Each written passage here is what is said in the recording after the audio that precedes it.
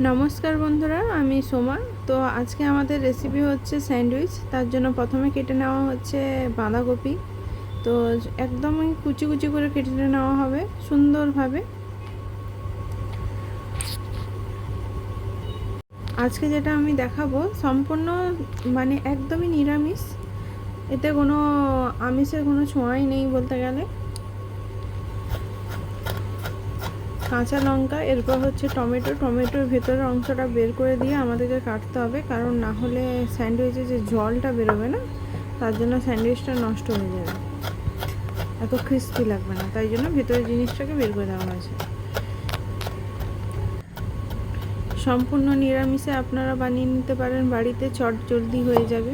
এরপরে কেটে নেওয়া হচ্ছে শসা, গোল গোল করেই থাকবে, ওকে কুচি কুচি করা হবে না।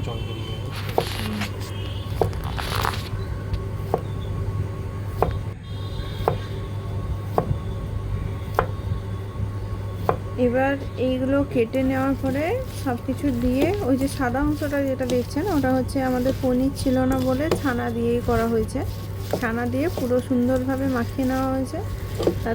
তাতে একটু লবণ দিয়ে দেওয়া হবে, লবণ আর চাট মশলা একটুখানি মিশিয়ে মোটামুটি ম্যারিনেট করে রাখা হয়েছে। এবার হচ্ছে এই হলো আমুলের দাম নিয়েছে, 10 পিস আছে আমুল চিজ। তো এটার দাম পড়েছে 180 টাকা। তো 10 পিস থাকে, তো 18 টাকা করে পিস পড়ছে এটাতে। এরপরে বাটার মাখিয়ে নেওয়া হচ্ছে, ব্রেডে সুন্দরভাবে বাটারটাকে মাখাচ্ছি, কারণ এটা অ্যাকচুয়ালি অনেকটাই কম কোয়ান্টিটিতে মাখানো হচ্ছে, যেহেতু যখন আমরা সেঁকবো তখন আমাদেরকে কী করতে হবে, বাটার দিয়ে সেঁকতে হবে, তাই জন্য এটা একটু কম করেই করছি। এবার যে স্টাফিংটা তৈরি করা ছিল, সেই স্টাফিংটা ঢুকিয়ে দেওয়া হচ্ছে সুন্দরভাবে। দেখুন আপনারা, সুন্দরভাবে বসিয়ে দেওয়া হয়েছে। তাতে দেওয়া হবে অরিগ্যানো একটু দিয়ে দেওয়া হচ্ছে। আপনারা বাজারে যে কোনো অরিগ্যানো আনতে পারেন, যে কোনো ব্র্যান্ডের, কোনো অসুবিধা নেই। তারপরে এই যে গোল গোল করে পেঁয়াজটা সেটা সুন্দরভাবে সাজিয়ে দেওয়া হচ্ছে। চাট মশলা, এরপর হচ্ছে চাট মশলা দেওয়া হবে। তারপরে আরেকটা হলো যে ব্রেডটা দিয়ে পুরোপুরিভাবে, ব্রেডের আগে আমুল চিজটা দিয়ে মোটামুটি সুন্দরভাবে কোটিং করা হয়েছে। এবার ব্রেড দিয়ে চাপিয়ে দেওয়া হচ্ছে।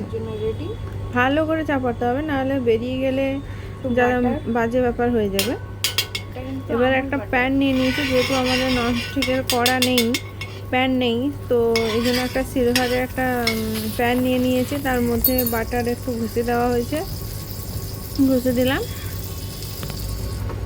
তারপর সুন্দরভাবে একটু চাপড়ে, যেহেতু আমাদের কাছে স্যান্ডউইচের কোনো মেকার নেই, তো হাতে বা তোমার ইয়েতে খুন্তি দিয়ে একটু চেপে উলট পালট করে দিলেই আমাদের স্যান্ডউইচ রেডি হয়ে যাবে।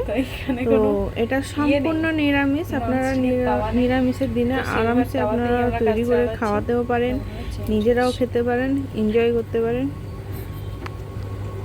একটু বাটার দিয়ে দেওয়া হবে তার উপরে। আমরা এই করে 8 পিস তৈরি করেছিলাম। তো আমরা 2 পিস করে খেয়ে রাত্রে শুয়ে গেছি, আর খেতেই হয়নি, পেট পুরো ভর্তি।